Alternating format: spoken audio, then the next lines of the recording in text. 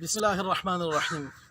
پہلی بات تو یہ ہے کہ میں کوئی امام غائب نہیں ہوں، الحمدللہ اسی زمین پہ موجود ہوں اور جیتا جاگتا انسان ہوں، اور الحمدللہ اس وقت میں اپنی مسجد میں کھڑا ہوں کہ جب ان لوگوں نے کتوں نے بھونکا تھا حضرت امیر معاویہ رضی اللہ تعالیٰ عنہ کی شان میں، تو میں نے کہا تھا کہ یہاں مکتب مسجد مدرسہ بنائیں گے حضرت سیدنا امیر معاویہ رضی اللہ عنہ کے نام پہ، اور الحمدللہ اس کا کام شروع ہو گیا، آپ نے دیکھ لیا۔ دوسری بات یہ ہے کہ کل رات ساری جناب دبئی کے نمبروں سے، انڈیا کے نمبروں سے، ایران کے نمبر سے، افغانستان کے نمبر سے کالز، دھمکیاں، وائس نوٹس، میسیجز کہ تیرے بہت کم دن رہ گئے، تیرا آخری دن ہے۔ میں ان بدبختوں سے کہتا ہوں کہ تم نے تو پہلے اپنی بیویاں بھی طلاق کی تھی ویڈیو میں آ کے کہہ کے کہ جو آفتاب کا سر لائے گا 5 لاکھ 10 لاکھ روپیہ دیں گے ورنہ ہماری بیوی طلاق۔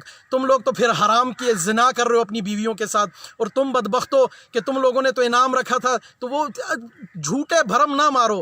یہ صرف یہ پاکستان کو شیعہ اسٹیٹ بنا رہے ہیں، خواہ کرونا کے نام پہ، خواہ کسی بھی، آپ سب لوگ بولو گے پاگل ہے بول رہا ہے۔ آپ یہ دیکھیں وزیر اعلیٰ سندھ سید مراد علی شاہ نے اور ناصر حسین شاہ نے کل بلایا ہے تاجروں کو، اہل سنت تاجروں کو، اور کراچی میں ان تاجروں کو بلا کے کہا 5 کروڑ روپیہ دو، اور جب تاجروں نے کہا کہ بھئی کہاں سے دے، بولا دکانیں کھولنی ہے 5 کروڑ روپیہ نہیں دو گے تو نہیں۔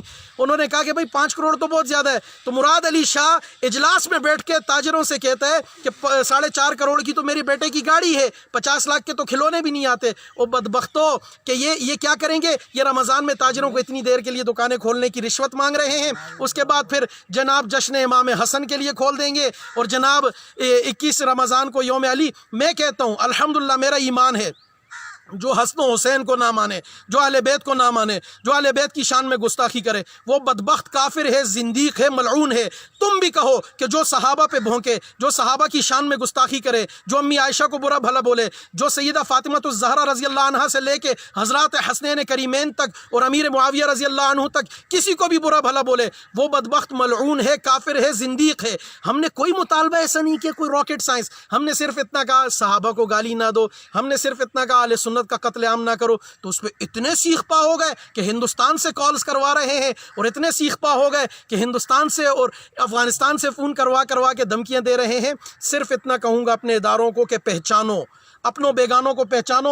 پاکستان کو پہلے بھی انہوں نے توڑا، اب بھی یہ توڑنے جا رہے ہیں۔ ایران نے پہلے بھی پاکستان میں تخریب کاریاں کروائی، اب بھی کروا رہا ہے۔ ہندوستان نے پہلے بھی پاکستان کو توڑنے کے لیے کلبھوشن کو ایران کے راستے سے بھیجا، اب بھی یہ اپنے ان ایجنٹوں کو پاڑا چنار میں بھیج رہے ہیں۔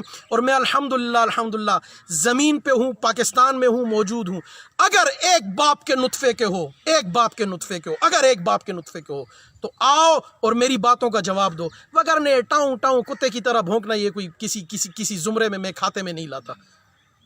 اب میں اس کے ساتھ یہ گزارش کروں گا کہ ان نون نمبروں سے بچے کو دھمکیاں دیتے ہو، میرے بھتیجے کو، تو سامنے آؤ، میرا نام وزیر خان ہے، سامنے آؤ، دھمکیاں اس طرح ان نون نمبر سے نہیں دو۔